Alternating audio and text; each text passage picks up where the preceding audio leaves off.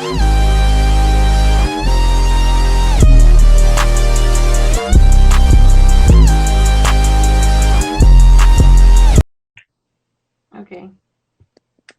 Hey, everybody. There we go.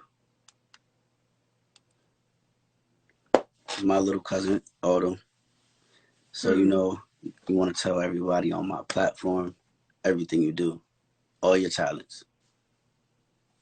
I dance, I sing, I paint a little, so I dabble a little bit in everything that's artsy. And you started at like what, 4 years old? Four or Yeah. five. Although you remember more than I did, Right. dancing that young. It was the Beyonce. It was Trying to be Beyonce. like Beyonce. I was just about to say that my mom always used to have me dancing to Beyonce. Is that what made you want to dance when you got older? No, what made me want to dance was like the ballet videos, like Tchaikovsky, I think it is. Russian ballet a lot. That's what I watched that made me want to dance. What about the music? Music, it would have to be Nicki Minaj when in India Irie, like when Nicki Minaj did Your Love in the whole video with the silks in the scene, it was perfect for me. That's what made me want to sing. And also India Irie, I'm Ready for Love. I used to sing that all the time, like when I was diving into YouTube doing the research thing. Well, the rabbit hole of YouTube. She was real big back then too. India, Yeah. she's still big. She's still big. Her last couple of albums are real sweet and smooth. So the dancing, you know, you've been like doing dance classes and stuff like that in the dance Yes, I studios. have. I'm sorry. In the dance studios, Yes. how's that Mhm. feel? It feels like one of I told a teacher that I wanted to get back into dance because I haven't been dancing professionally in about 5 years. So, um, dance was always with me, is what she said, and that's kind of true. Like every time I go back to a dance studio or I get to do a project with somebody, it feels like I'm alive and all of the pain and all the I would say all the distress that I feel kind of like mellows out and goes away, and it actually makes me feel like I'm accomplishing something, and like it's not too much of like ego. Like I can do a lot of it without my ego being like involved into it, because really when you don't really get to speak to these dancers while they're on stage, but they're expressing who they are without the ego or without the yeah, without having to talk to you about it. You know what I mean? Hmm. So it was fun. It feels good. Yeah. It's like a getaway for you. I wouldn't say getaway, but it's more of it's emotional, and I'm all about emotional intelligence. It's like an intellect. I mean, excuse me, a dialect. Um, it's another way of speaking. Hmm. Hmm. A different language. Yeah, yeah. Would you see yourself playing in a movie, like a dance movie, like the main character? Yes, yes, I do. The main character, yes, if I had the chance. Yeah. If you had an It, option to be the main character, or you like, you know, I like to have like there's a main character and like the other three or four main. yeah. Which one would you pick? I would pick whichever one allowed me to be closest to my authentic self. I think that living in my truth is important, and being able to profess that is the pursuit to happiness. So I think I would choose anyone who would relate to me in my journey the most, because I would be able to give that role honor that, and for me to personally honor the role myself. All right. One more question. What if? Let me see. Two options, right? They said one is you could be the main character, but we'll pay you 500,000, and you could be the other character, and we'll pay you 1 million, but you'll be seen in only like two scenes throughout the whole movie. I would take the other the are you saying that the one are you saying that the one that's a million is the role that's closest to my authentic self? Hmm. I would take my two quick scenes Okay. I think I in the would too. million. Yeah. That's not bad at all. It's not. That's probably what let me see. I think it was Stomp the Yard when Chris Brown died. I think like the Yeah, he first was 5 minutes. like Probably got to pay like 1 million for that. yeah. Um, what new, as far as like the dancing, do you want to do that you haven't done yet? Um, dancing that I haven't done yet. Um, Point. It's like a section of ballet, but I've never been on point before, and that's what I'm rooting for. I really want to be on point. I'm not familiar with The that. little What's that? ballet shoes. Huh? Is that like a dance, or is that like a what is point? Oh, okay. So there's ballet, and they give you a certain type of shoe so you can learn how to work on the floor and work your ankles on the floor. So they usually give you like this kind of like a sock over your foot to dance in.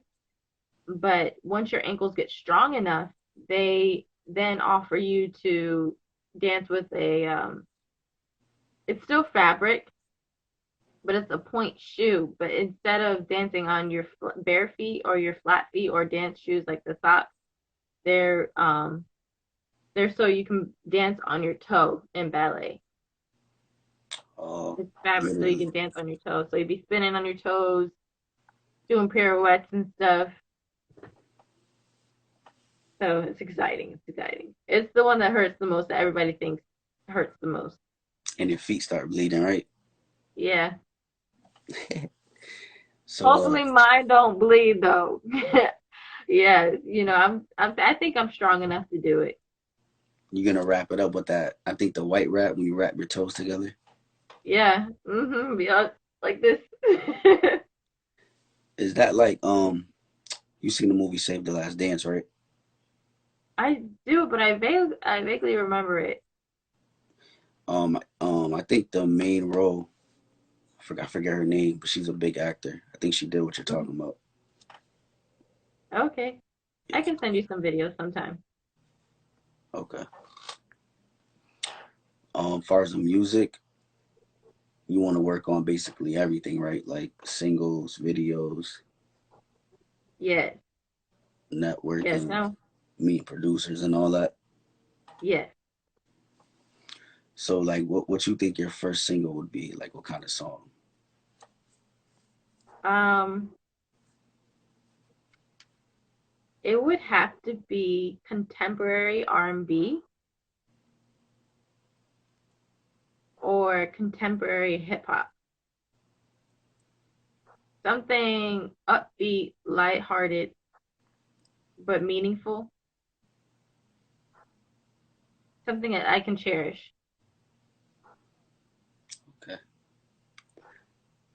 What now? What big artist would you want to go on tour with, and you were the dance choreographer? Huh. Choreographer. Um,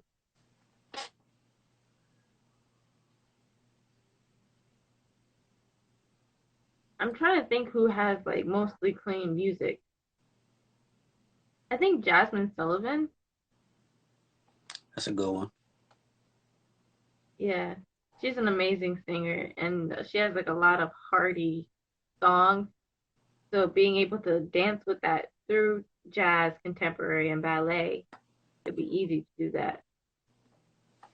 Right. That's dope. We just gotta keep going, playing it, stick to it.